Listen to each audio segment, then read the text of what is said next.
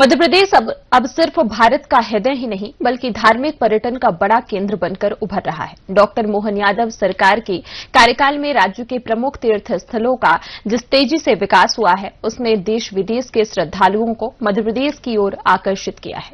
उज्जैन से ओमकारेश्वर तक, अमरकंटक से चित्रकूट तक आस्था के केंद्र अब पर्यटन और रोजगार के नए अवसर भी बन रहे हैं। देखिए हमारी एक खास रिपोर्ट।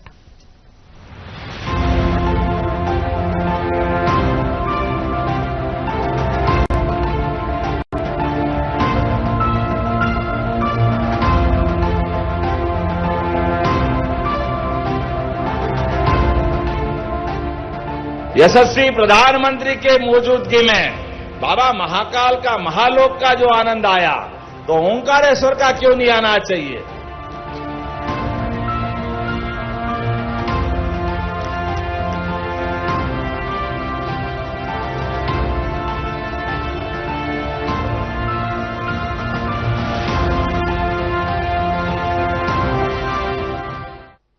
सबकी बेहतरी हो, सब आनंद में रहे, सबके सुख वैभव वृद्धि हो, कष्ट मिटे, पता लगे भगवान का आशीर्वाद।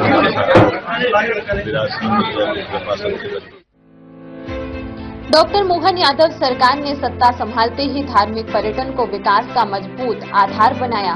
सबसे बड़ा उदाहरण उज्जैन का श्री महाकाल लोक। महाकालेश्वर ज्योतिर्लिंग के आसपास विकसित यह भव्य कॉरिडोर अब श्रद्धालुओं के लिए सिर्फ दर्शन स्थल नहीं बल्कि एक आध्यात्मिक अनुभव बन चुका है। नतीजा ये कि उज्जैन में श्रद्धालुओं की संख्या रिकॉर्ड स्तर पर पहुंच गई है। सरकार का फोकस केवल एक शहर तक सीमित नहीं है। ओमकारेश्वर ज्योतिर्लिंग को भी महालोक की तर्ज पर विकसित किया जा रहा है। घाटों का सौंदर्यीकरण, पैदल मार्ग, श्रद्धालु सुविधाएं और कनेक्टिविटी सब कुछ नए सिरे से तैयार किया जा रहा है। उज्जैन, ओमकारेश्वर और महेश्वर को जोड़ने वाला ओंकार सर्किट धार्मिक पर्यटन को नई दिशा दे रहा है। यात्रा को आसान बनाने के लिए सरकार ने हेलीकॉप्टर सेवाएं, बेहतर सड़क नेटवर्क और आधुनिक पर्यटन सुविधाएं शुरू की। इससे बुजुर्ग और दूरदराज से आने वाले श्रद्धालुओं को बड़ी राहत मिली है। अमरकंटक, चित्रकूट, मैहर, सलकनपुर जैसे आस्था केंद्रों में भी आधारभूत सुविधाओं का विकास, धर्मशालाएं, पार्किंग और रोपवे जैसी परियोजनाएं धार्मिक पर्यटन को लगातार बढ़ावा दे रही है। मेरा नाम पल्लवी मिश्रा है और मैं दुबई से आई हूँ। मुझे बहुत अच्छा लगा। यहाँ पे प्रशासन ने बहुत अच्छी व्यवस्था की है दर्शन के लिए। सब कुछ शांतिपूर्वक हुआ। थोड़ा भीड़ है बिकॉज अभी छुट्टियां चल रही हैं, बट प्रशासन ने और जो पंडित जी हैं सबने ही बहुत ही शांतिपूर्वक दर्शन करने में मदद की और बहुत अच्छा एक्सपीरियंस था हर माता। यहाँ पर जो व्यवस्था है वो सुचारू रूप से चल रही है। दर्शनार्थियों को किसी प्रकार की कोई परेशानी नहीं हो रही है और जो हमारे रैंप में आ जाता है वो 2 से 2.5 घंटे में उसको दर्शन हो रहे हैं और उनके सुविधाओं के लिए पानी की सुविधाएं हैं और जो भी जरूरी चीजें उनकी व्यवस्था पूरी है और दर्शनार्थी खुश होकर जा रहे हैं। मेरी अपनी ओर से एक बार फिर आधुनिक समय में भगवान के इन इतिहास को जीवंत करते हुए सबके बीच में बात पहुंचे, इसका प्रयास हमारे द्वारा किया जा रहा है। यशस्वी प्रधानमंत्री के मौजूदगी में बाबा महाकाल का, महालोक का जो आनंद आया, तो ओंकारेश्वर का क्यों नहीं आना चाहिए।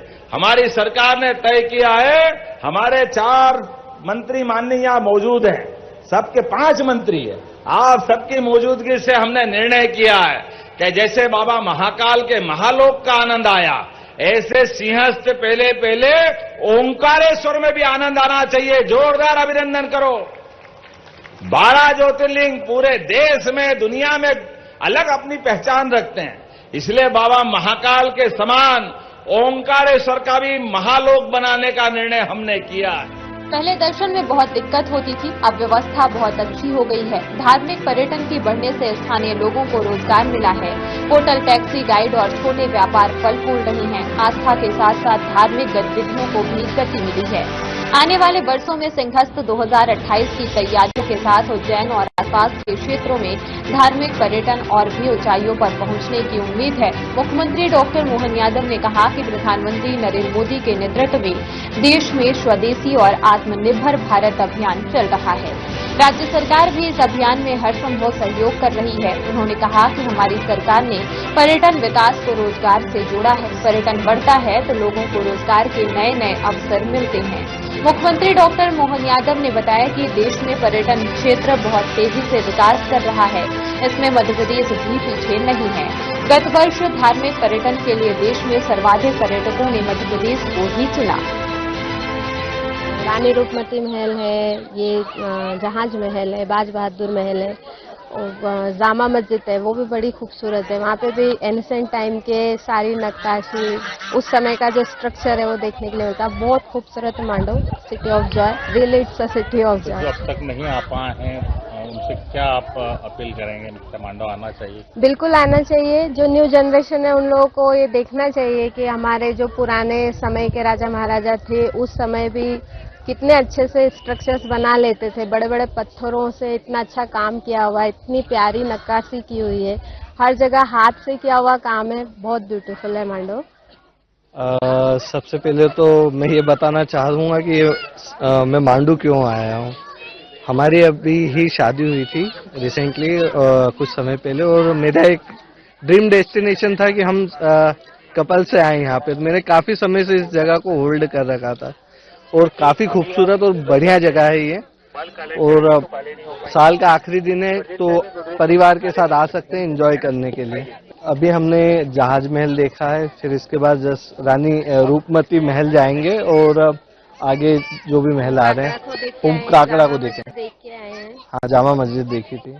मांडव एक बहुत ही प्यारी जगह है, बहुत ही शांत, एकदम ऐसी जगह है जो हमें हर बार यहाँ पर खींच लाती है। और मैं बचपन से ही मांडव घूमती आ रही हूँ, जब से मैं छोटी सी थी तब से हम ये जगहों पे बहुत बार आ चुकी हूँ मैं। और आज का साल का आखिरी दिन है और आज भी हम मांडव ही आए हैं क्योंकि हमें यहाँ पे जो अनुभव होता है वो हम लोगों को फील करना था, इसीलिए हम यहाँ पर आए हैं। यहाँ इतने मतलब ऐसी जगह है जो लोगों ने नहीं देखी है और वो इतनी सुंदर है कि लोगों को देखनी चाहिए। ऐसी बहुत सारी जगहें हैं जो लोगों को मालूम ही नहीं है कि ऐसी है, लेकिन वो बहुत ही ज्यादा ऐसे कहते हैं ना हिडन जेम है, बहुत ही सुंदर है वो, और लोगों को पता ही नहीं है। मांडव हम लोग कई बार आ चुके हैं और चूंकि इंदौर में रहते हैं तो इंदौर से 100 किलोमीटर की दूरी पे है। अब इंदौर की जिंदगी बहुत व्यस्तता भरी, भीड़ भाड़ वाली होती है। जितनी शांति और सुकून यहाँ मांडव में मिलता है वो चाहे हम एक दिन के लिए आए, कई बार तो हम 5-5, 6-6 दिन के लिए भी आके गए और पूरा मांडव को हमने एक्सप्लोर किया। तो जितना यहाँ पे शांति है और जो एक गांव का एक टिपिकल जो माहौल है किसी भी हिल स्टेशन का या उसका, वो बहुत ही अच्छा है। बार बार यहाँ आने के लिए मन करता है। मैं फर्स्ट टाइम आया हूँ पर इसका बहुत नाम सुन रखा था मैंने। ये हिस्टोरिकल पैलेस है, बहुत शांत है और बहुत फेमस है ये रानी रूपमती और बाज बहादुर को लेकर के। तो इसलिए मैंने सोचा कि इसको एक्सप्लोर किया जाए और मैं अपनी फैमिली के साथ यहाँ आया हूँ और मुझे बहुत अच्छा लगा। ये बहुत ही अच्छा, बहुत शांत और बहुत बढ़िया लग रहा है मुझे। अभी मैं और भी इसको देखूंगा नज़दीक से और इसके बारे में पढ़ूंगा विस्तृत रूप से, पर मुझे देखने में तो बहुत अच्छा लगा और समझ में आ रही है मुझे। नहीं, किसी भी प्रकार की परेशानी नहीं है। बहुत अच्छा जगह है, बहुत अच्छी पब्लिक है, यहाँ की जनता बहुत ही अच्छी है, सपोर्टेबल है। और मुझे अभी 45 मिनट्स हुए हैं और अभी शाम तक मैं यहाँ रहूंगा और देखूंगा, मैं पूरा एक्सप्लोर करूंगा इसको। और अभी तक तो जो देख रहा हूँ मैं बहुत अच्छा लग रहा है, बहुत बढ़िया है ये।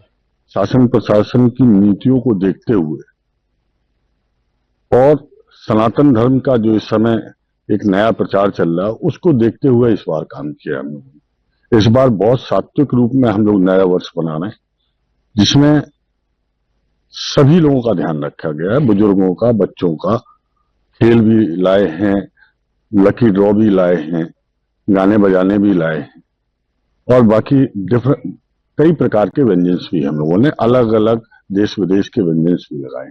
नव वर्ष के मौके पर हजारों लाखों श्रद्धालु आते हैं, जो जिनके ठहरने के यहाँ विभिन्न होटल संसाधन भी हैं और धार्मिक भावनाओं को ठेस ना पहुंचे, इस आधार को हम लोग मानते हुए उनकी सुविधाओं का भी ध्यान रखते हैं एवं विशेष आयोजन किए जाते हैं। और विशेष आयोजन के साथ साथ धार्मिक भावनाओं का ध्यान रखते हुए हम लोग कार्यक्रमों का आयोजन करते हैं। कुल मिलाकर डॉक्टर मोहन यादव सरकार की नीतियों और योजनाओं ने मध्य प्रदेश को धार्मिक पर्यटन के राष्ट्रीय मानचित्र पर और मजबूत किया है। आस्था, विकास और रोजगार तीनों का संगम आज मध्य प्रदेश की नई पहचान बनता जा रहा है।